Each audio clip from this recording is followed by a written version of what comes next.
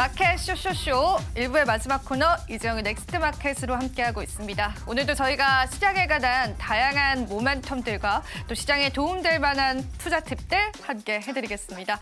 잠시 전에 저희가 실적이 주가를 움직일 수 있다라는 이야기를 드렸는데요. 그게 어떤 의미로 받아들여질지 여러분들도 몸소 체험하셨을 것 같습니다. 최근에 주가의 모멘텀으로 주가가 상승했다면 그 실적, 그러니까 수치적인 부분들은요. 주가 탄력에 계속되는 동력을 제공하고 있습니다.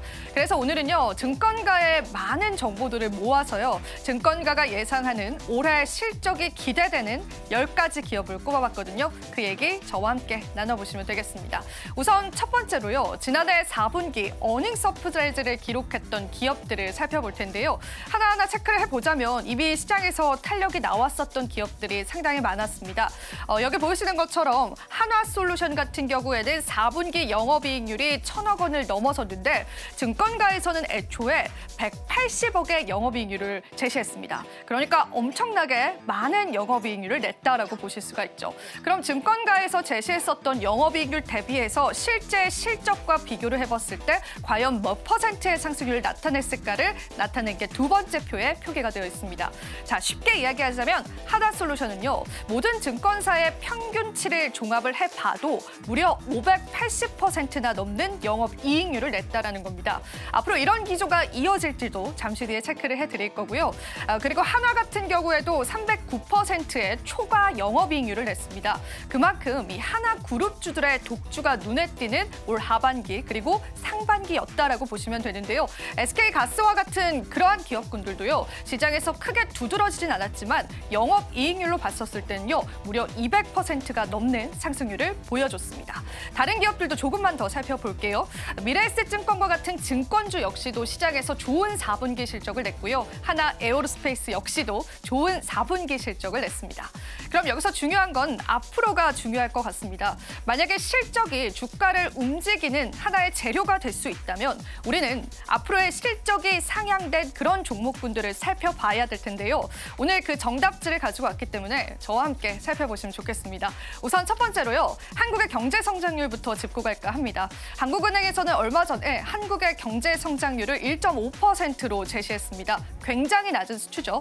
그만큼 우리는 대외적인 리스크가 있기 때문에 우리나라 경제 자체는 좋지 않을 것이다라는 분석이 상당히 많습니다. 그럼에도 불구하고 산업적으로 성공적인 하반기를 이뤄낼 수 있다면 그게 또 주가의 모멘텀이 될 수 있다는 게 증권사의 의견이었습니다. 제가 종합한 내용들은요. 어떤 가이드라인이 있었습니다. 증권사의 영업이익 추정치 3곳 이상을 비교를 했고요. 거기에 영업이익이 전년 대비해서 10% 이상 성장할 수 있을 만한 기업들을 꼽아봤습니다. 총 9개의 기업이 나오더라고요. 어떤 기업이었을지 저와 함께 살펴보시면서요. 투자 팁들 가져가시면 좋겠습니다.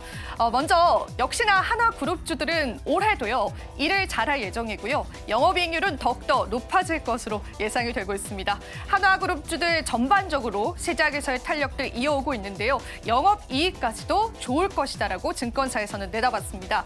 그리고 덕산, 네오룩스와 MC넥스와 같은 비교적 생소한 섹터군들도요. 사실 산업적으로는 올해 벌써부터 시장에 반응이 나오고 있습니다. 우리가 예상하지 못했지만 아주 조용하게 시장에서 강한 모습을 보여줄 수 있다는 것도 체크해 보시면 좋겠습니다. 다른 기업들도 보겠습니다. 산일전기도 그렇고요. 이 클래시스와 같은 미용 의료기기 관련주들도요.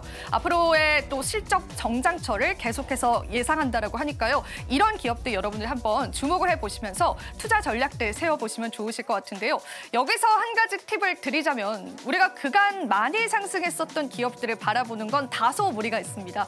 저희가 일전에도 다뤄드렸었는데요. 공매도가 재개되면 그런 기업들이 또 타깃이 될 수 있거든요. 그럼 비교적 시장에서 반응이 나오지 않은 기업들 위주로 실적에 관한 성장세를 예상해 보면서요. 전략을 세워보시는 게 좋을 것 같은데요. 대표적으로 덕산, 네오룩스 같은 경우에는 OLED 관련주로 이 시장에 좋은 탄력을 받지 못했기 때문에요. 앞으로 기대되는 실적 성장성을 바라보면서 여러분들이 눈여겨보셔도 좋으실 것 같습니다. MC넥스도 마찬가지의 의미로 받아들여 볼 수 있겠습니다. 지금 우리 시장에서는 새로운 재료를 찾기 바쁩니다. 그 재료를 찾기 어려우시다면 우리가 증권사의 많은 의견들을 종합해봤을 때 실적이 예상되는 그러한 기업들을 살펴보면서 이 산업의 성장속도 같이 한번 살펴보시면 또 하나의 투자 팁이 되실 수 있을 것 같아서요. 오늘 저희가 또 중요한 내용으로 준비를 해봤습니다. 한번 복귀해 보시면 좋겠습니다.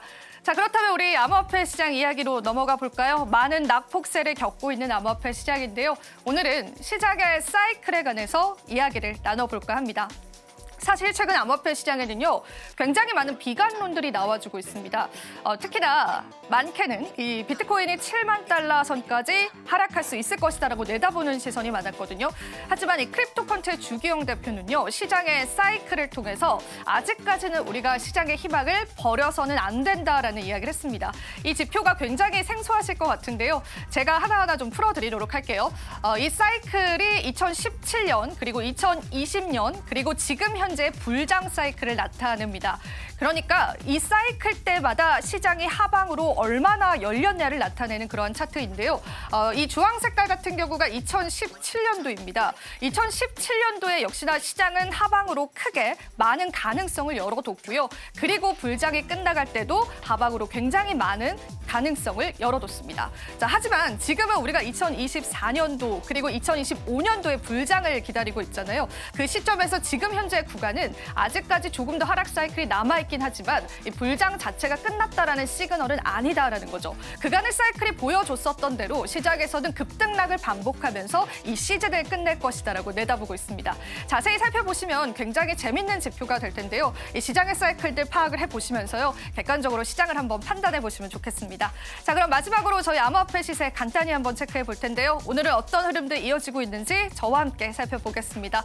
비트코인 시세 역시나 하락합니다. 지금 현재는 8만 5천 달러 선을 나타내는 흐름까지도 보여주고 있는데요. 하나로는 지금 현재 정말 좋지 않은 모습까지도 내려온 것까지 확인이 되고 있습니다. 이더리움 같은 경우에도 간밤에 큰 낙폭세를 겪었습니다. 그 부분도 우리 시장에 고스란히 드러나는 모습까지도 확인되고 있고요. 또 테더 같은 경우에는 시가총액 XRP를 뛰어넘으면서요, 알트코인들이 전반적인 조정을 겪고 있다라고 보시면 되겠습니다.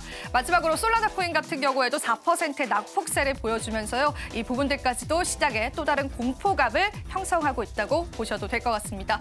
자, 전반적으로 암호화폐 시장은 좋지 않습니다. 우리가 또 이 투심을 끌어올리기 위한 시장의 모멘텀이 필요한 시점이다라고 보시면 되고요. 또 추가적인 내용들 저희와 함께 나눠보시면 좋겠습니다.